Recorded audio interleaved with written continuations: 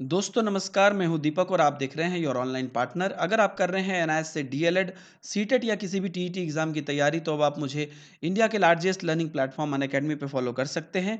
Video के description में आपको लिंक दिया हुआ है। अनअकैडमी लर्निंग ऐप को आप अपने ऐप स्टोर या प्ले स्टोर से जरूर डाउनलोड कर लीजिए ताकि आप बेहतरीन नोटिफिकेशन और परफॉर्मेंस देख सकें। तो दोस्तों यहाँ पर हम देख रहे हैं कोर्स 506 के ब्लॉक 3 के अंतर्गत यहाँ पर समावेशी शिक्षा को पढ़ रहे हैं। उम्मीद है कि इससे पहले के लेसन आपने देख लिए होंगे। नहीं देखे हैं तो आप जरूर देख लीजिए, वीडियो के डिस्क्रिप्शन में प्लेलिस्ट दिया हुआ है। बाकी सारे लेसन्स को भी आप देख लीजिए। और जो भी लोग इस पूरे पीडीएफ को यानी कि कोर्स 506 का जो पूरा सारे ब्लॉक का शॉर्ट नोट्स और इंपॉर्टेंट क्वेश्चंस का जो पीडीएफ है उसे ई बुक के रूप में लेना चाहते हैं तो यहाँ पर वीडियो के डिस्क्रिप्शन में पहला लिंक ही आपको दिया हुआ है। इसी वीडियो के नीचे आप वहां से जाके जरूर ले लें। कोर्स 507 का भी पूरा आपको शॉर्ट नोट्स जल्द ही प्रोवाइड किया जाएगा। तो बेसिकली यहाँ पर दोस्तों हम बात करेंगे समावेशी शिक्षा के निर्माण में क्या क्या चीज़ें यहाँ पर फैक्टर्स हमको चाहिए। इससे पहले हमने देखा कि हमारा भौतिक वातावरण कैसा होना चाहिए, हमारा प्रबंधन कैसा होना चाहिए। यहाँ पर जो हम देखेंगे वो है कि बच्चों के अनुरूप मूल्यांकन व्यवस्था को अपनाना। तो यहाँ पर अगर आप देखिए तो समावेशी कक्षा में आपको बच्चों का जो जैसा जैसे बच्चे हैं, जिस प्रकार के बच्चे हैं, पहली बात तो जिस क्लास के बच्चे हैं, जिस समुदाय के बच्चे हैं, जिस जगह पे आपका विद्यालय है, ये सब भी बहुत मैटर करता है। उस हिसाब से आपको मूल्यांकन व्यवस्था अपनाना है। कहीं पर भी नहीं कहा जाता है कि आप कठोर मूल्यांकन व्यवस्था अपनाइए, ये बच्चों को हतोत्साहित कर देता है। मूल्यांकन को उन चीज़ों का आकलन करना चाहिए जो बच्चा कर सकता है, ना कि उससे जो कि नहीं कर सकता। नॉर्मली आप देखिएगा कि बहुत लोग रखते हैं कि कठिन क्वेश्चन दें कि ताकि बच्चे नहीं कर पाए। अरे फिर मूल्यांकन क्या हुआ? इस प्रकार से मूल्यांकन नहीं हो सकता है। इसलिए मूल्यांकन व्यवस्था अच्छी रखनी चाहिए, आसान रखनी चाहिए। कोई ऐसा बच्चा हो सकता है जो दृष्टि में कमजोर हो और वो लिखित सामग्री को पढ़ नहीं पा रहा हो। यहाँ पर शिक्षक को मूल्यांकन के लिए बड़े अक्षरों में लिखकर लिखित सामग्री या ब्रेल लिपि का प्रयोग करना होगा। तो यहाँ पर देखिए कि स्पेशल केसेस भी आ रहे हैं कि जहाँ पर बच्चे देख नहीं पा रहे हैं तो उनको उनके हिसाब से जो है आप जो है क्वेश्चन को बनाइए ताकि आप उनको सहूलियत हो बच्चों को लिखने में। कुछ बच्चे कोई भी मूल शैक्षिक कौशल सीखने की क्षमता नहीं रखते, परंतु उनकी किसी और क्षेत्र में प्रतिभा होगी। आप देखेंगे कि ये होती है। जरूरी तो नहीं है कि बहुत जो है मेन जो सब्जेक्ट है वो ही आप पढ़िए, उसके अलावा भी दुनिया में हजार तरीके की चीज़ें हैं जो कुशलता लोग सीखते हैं।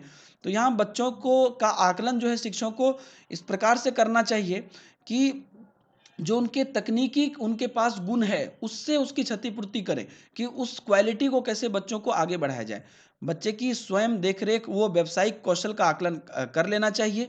यदि हम बच्चे को हमारी बच्चे की समझ के अनुसार मूल्यांकन करने की छूट मिल जाए तो स्कूल एक बहुत ही सुंदर स्थान बन जाएगा। तो अगर हम एक बेहतर जो है तरीके से बच्चों को समझने में यहाँ पर मदद करें और मूल्यांकन में थोड़ा सा छूट दे दें तो बहुत अच्छा स्कूल हो जाएगा। बच्चों का भी काफ़ी यहाँ पर मतलब आनंद आने लगेगा, बच्चे भी काफ़ी इंटरेस्टेड हो जाएंगे।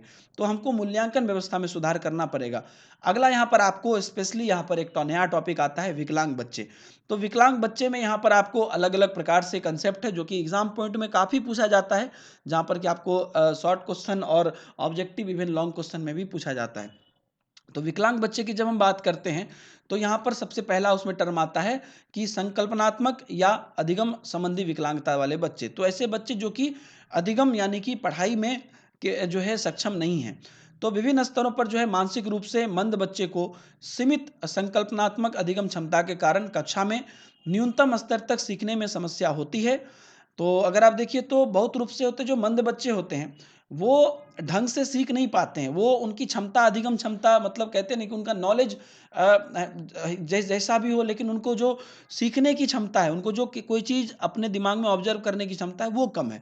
तो विशेष अधिगम विकलांगता वाले बच्चे मूल शैक्षिक कौशल जैसे कि पढ़ना लिखना और या गणित सब में खास करके दिक्कत महसूस करते हैं। तो ये एक अलग एक कैटेगरी हुआ जिसमें कि आप कह सकते हैं कि ये इस तरह के बच्चे जो हैं वो अधिगम संबंधी विकलांगता वाले बच्चे हैं। अगला यहाँ पर आता है सामाजिक, भावनात्मक और व्यवहारगत विकलांगता वाले बच्चे। तो कुछ ऐसी भी विकलांगताएं होती है जिनके कारण बच्चे कक्षा में कार्य नहीं पर कर पाते हैं। जैसे उनमें मान लीजिए कि सामाजिक कुशलता की अगर कमी है, अगर उनमें सामाजिकता नहीं है, भावना नहीं है, उनमें व्यवहार की कमी है, हो सकता है बच्चों में ये सब चीज़ें हो सकती है। तो क्या होता है कि शिक्षक ऐसे बच्चों को गलत समझते हैं, मारते पीटते हैं या गुस्साते हैं। लेकिन आप ये समझिए कि वो कहीं ना कहीं एक अलग रूप से विकलांग है। अगर कोई बच्चे को ज़्यादा गुस्सा उठता है, अगर उसमें भावनात्मक कमी है, तो वो किसी न किसी रूप में विकलांग है और आपको ये ध्यान देना चाहिए कि आप उसे कैसे सुधार सकते हैं। तो ये एक अलग कैटेगरी हुआ आपकी विकलांगता का। इसके बाद आता है भाषा और संप्रेषण की समस्या। तो कई बच्चे क्या होता है कि बाहर से तो अपनी उम्र के बच्चों की तरह दिखाई देते हैं, लेकिन उनके समझ में जो है भाषा के माध्यम से व्यक्त करने में भी समस्या होती है। तो बहुत बच्चे होते हैं, आपको लगेंगे एक जैसे, लेकिन उनको समझ उतनी नहीं रहती है, या उनका जो भाषा के माध्यम से अगर उनको कुछ व्यक्त करना है तो वो ढंग से नहीं बोल पाते हैं। ये समस्या होती है बच्चों को। तो ऐसे बच्चे शैक्षिक और गैर शैक्षिक शैक्षिक दोनों ही प्रकार की गतिविधियों में समस्या महसूस करते हैं। क्योंकि मान लीजिए कि अगर कुछ अंडरस्टैंडिंग में दिक्कत हो रही है, या मान लीजिए कि उनका अलग रूप में अगर आप देखिए तो भाषा नहीं वो बोल पा रहे हैं, मतलब अच्छे से कम्युनिकेट नहीं कर पा रहे हैं, तो प्रॉब्लम है। तो ये एक अलग है भाषा और संप्रेषण की समस्या वाले विकलांग बच्चे। आपको पूछा जा सकता है ऑब्जेक्टिव में इसमें से कौन सा विकलांग बच्चे की जो है कैटेगरी में नहीं है, क्या है, या इनमें अगर आपको शॉर्ट क्वेश्चन या लॉन्ग क्वेश्चन में दिया जाता है कि विकलांग बच्चे किस किस प्रकार के होते हैं, तो ये सारे पॉइंट जो हम लोग देख रहे हैं वो आपको लिखना पड़ेगा। अगला यहाँ पर आता है संवेदी हानि। तो संवेदी हानि क्या होता है कि स्कूल में ऐसे बच्चे भी हैं जिनको कि सुनने या देखने की समस्या होती है। यह समस्या थोड़ी या कभी बहुत गंभीर भी हो सकती है। होता है ना, किसी का आँख मान लीजिए थोड़ा-सा खराब है, ठीक है, थोड़ा बहुत चश्मा लगा के चल रहा है किसी का, किसी को चश्मा लगाने के बाद भी बोर्ड पर लिखी हुई चीज़ें दिक्कत होती है। तो वो एक संवेदी हानि हुई। आंशिक रूप से दिखना या सुनने सुनने में मान लीजिए भी परेशानी है, तो ये शैक्षिक प्रभाव इसका बहुत है। क्योंकि क्लासरूम एक ऐसा जगह है जहाँ पर कि पूरी तरीके से कंसंट्रेट करना होता है।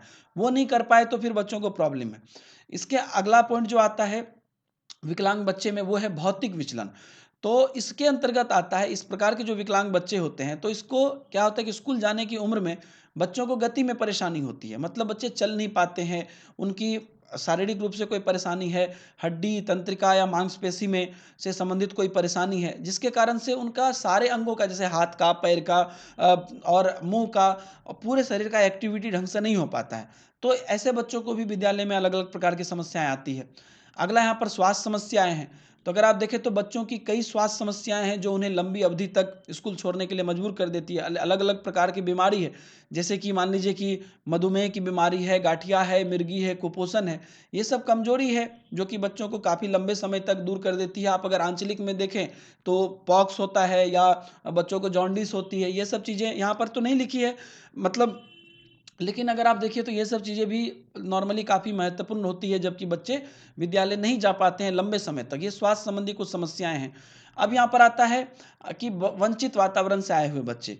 तो ऐसा दोस्तों माना गया है कि रहने का वातावरण का अगर अभाव है कि किस वातावरण से आप आए हैं, तो वो काफ़ी डिफ़रेंस कर देता है बच्चों में, और उनका संकल्पना निर्माण पर भी ये एक जो है प्रभाव करता है। तो ये स्वाभाविक है कि गरीब परिवार से जो बच्चे आते हैं, या जो दिहाड़ी पर काम करने वाले हैं, या झुग्गी-झोपड़ी में रहने वाले हैं, या बेघर परिवार के जो बच्चे हैं, वो अपने आर्थिक और सामाजिक से वो मनोविज्ञान वातावरण में समस्याओं का सामना करते हैं। मतलब सबसे पहला तो उनका दिमाग इस चीज़ को एक्सेप्ट नहीं करता है कि हम समाज में बाकी से के बराबर हैं, और उसके बाद अगर आप देखिए तो समाज में उनको उस ढंग का दर्जा भी नहीं दिया जाता है। तो ये जो वंचित वातावरण के बच्चे हैं, इनको भी यहाँ पर परेशानियाँ होती है। अगला यहाँ पर है बालिकाएँ। तो यहाँ पर बेसिकली तो आप देख रहे हैं ना कि समावेशी शिक्षा में क्या-क्या चीज़ें अच्छी है, क्या-क्या चीज़ें हमें करना है, क्या-क्या चैलेंज है जो है वो सारे हर एक चीज़ हम लोग देख रहे हैं। तो यहाँ पर अब है कि बालिकाएँ, तो शारीरिक रूप से या सामाजिक और सांस्कृतिक कारणों से बालिकाएँ हानि में रहती है, इसमें कोई दो मत नहीं। हालाँकि अब अगर फैक्ट करें अभी के समय की, तो अब लोग काफ़ी जागरूक हो गए हैं। तो विशेषकर गाँव में अगर आप देखिए या संयुक्त परिवार में देखिए, तो लड़की लड़की के साथ अलग ही व्यवहार किया जाता है। मतलब लड़का है तो पूरा मस्ती कर रहा है, ऐसे कर रहा है, ये कर रहा है। लड़की को काफ़ी पर्दा में काफ़ी जो है उनको नियम कानून के साथ और पढ़ाई-लिखाई से भी अलग रखा जाता है। उनकी भूमिकाएँ परिवारों द्वारा निर्धारित की जाती है। कि ये क्या करेगी, कहाँ जाएगी, कैसे बैठेगी, हर एक चीज़ परिवारों के द्वारा निर्धारित होती है, और उनकी आवश्यकताओं को अनदेखा कर दिया जाता है कि इस समय में हमें बच्चे को किस प्रकार की शिक्षा देनी चाहिए, ये सब चीज़ें अनदेखा की जाती है। जो प्रोत्साहन उन्हें बचपन में शिक्षा पाने के लिए आवश्यक होता है, ये नहीं मिल पाती है। तो इसलिए जो है बच्चियाँ भी स्कूल जो है छोड़ देती है बालिकाएँ, ये काफ़ी दुखद है। तो इस प्रकार की समस्याएँ हैं जो लड़कियों के साथ भी यहाँ पर होती है। अब यहाँ पर हम लोग देखेंगे प्रतिभाशाली और सृजनात्मक बच्चे एक पॉजिटिव पॉइंट है। तो क्या होता है कि बच्चे को कभी-कभी कुछ क्षेत्र, जैसे कि खेल या संगीत या नृत्य या कला में विशेष प्रतिभा होती है। आप जानते हैं किसी के पास कोई टैलेंट है, कोई म्यूज़िक में अच्छे हैं, कोई जो है खेल में अच्छे हैं। तो यह विशेष क्षमता जो है वो शैक्षिक विषय जैसे कि विज्ञान, गणित या भाषा में भी हो सकती है। कोई लोग बहुत अच्छा विज्ञान बना लेते हैं, मैथ अच्छा सॉल्व कर लेते हैं। तो ऐसे बच्चे क्या होता है कि कक्षा में बोर हो जाते हैं। देखिए यहाँ पर पॉजिटिविटी से नेगेटिविटी कैसे जाता है। अगर आप बहुत ज़्यादा क्रिएटिव हैं, बहुत ज़्यादा यहाँ पर प्रभावशाली हैं, आप कक्षा में बोर हो जाएँगे। क्योंकि शिक्षा व्यवस्था तो ऐसी नहीं है कि उनकी उस प्रतिभा को निखारा जाए। तो उन्हें जो है अनोखे विचार से भिन्न सोच के तरीकों के कारण कई बार उन्हें कक्षा में समस्या पैदा करने वाले बच्चों का लेवल लगा दिया जाता है। ये आपने देखा होगा। मुझे हँसी इसलिए आ गई क्योंकि कई बार ऐसा होता है जो बहुत ज़्यादा एक्स्ट्रा एक्टिविटी वाले बच्चे होते हैं, उनको खूब खूब वहाँ पर डाँटा जाता है। क्योंकि वो किसी एक्स्ट्रा एक्टिविटी वाले बच्चे हैं, उनको उनमें काफ़ी सारी क्वालिटीज़ हैं। तो वो चीज़ वो वहाँ पर क्लासरूम में कर नहीं पा रहे, तो वो दूसरे तरह से उनको निकल के आता है। क्योंकि वो अलग तरह से सोचते हैं, अलग तरह से क्वेश्चन पूछते हैं। तो उनको क्लासरूम में जो है उनको समस्या पैदा करने वाले बच्चे का नाम दे दिया जाता है। लेकिन अगर इनफैक्ट आप देखिए, वही बच्चे अगर आप देखिए आगे चल के कहाँ से कहाँ पहुँच जाते हैं। तो ये चीज़ें हमें समझना पड़ेगा कि जो प्रतिभाशाली बच्चे हैं, उन पर हमें ध्यान देना पड़ेगा और उन्हें उनकी प्रतिभा को निखारना पड़ेगा। तो इस कक्षा के लिए जो इन बच्चों के लिए जो है कक्षाएँ बोरिंग होती है, इसलिए वो बदमाशी करते हैं कि उनको कुछ वहाँ पर क्रिएटिविटी नहीं दिखता है। वर्तमान शिक्षा व्यवस्था में केवल बच्चों की रैखिक वृद्धि से संबंधित है, जिनका ध्यान केवल शैक्षिक उपलब्धि पर केंद्रित है। तो अभी जो हमारी शिक्षा व्यवस्था है, वो सिर्फ़ सीधा है कि भई आप 5वाँ क्लास में हो, 5वाँ क्लास का सब सिलेबस पढ़ लो, एग्ज़ाम में मार्क्स ले आओ, बहुत हो गया। तो यह प्रतिभाशाली और सृजनात्मक बच्चे को स्कूल क्रियाकलाप में हानि पहुँचाती है और इनका स्कूल से बाहर होने का डर बना रहता है। तो क्योंकि इनको मज़ा नहीं आता है, क्लासरूम में उस प्रकार की एक्टिविटीज़ नहीं होती है। इससे बच्चों को यहाँ पर प्रॉब्लम क्रिएट होने लगती है और वो जो है उसके बाद इंटरेस्ट नहीं दिखाने लगते हैं। तो ये आप देख रहे हैं ना कि किस प्रकार से अलग-अलग फैक्टर है जो समावेशी शिक्षा के लिए चैलेंजेज़ है और इसके लिए महत्वपूर्ण है कि हम इसे कैसे जल्द से जल्द सुधारें, इस पर विचार करें। तो दोस्तों ये था हमारा एक और वीडियो। मिलते हैं एक और नए वीडियो में। अगर आपको हमारा वीडियो पसंद आता है तो वीडियो को लाइक कर दीजिए, कमेंट करिए, शेयर करिए और आप जो है योर ऑनलाइन पार्टनर को सब्सक्राइब ज़रूर कर लीजिए। मिलते हैं नए वीडियो में। Bye bye. जय हिंद।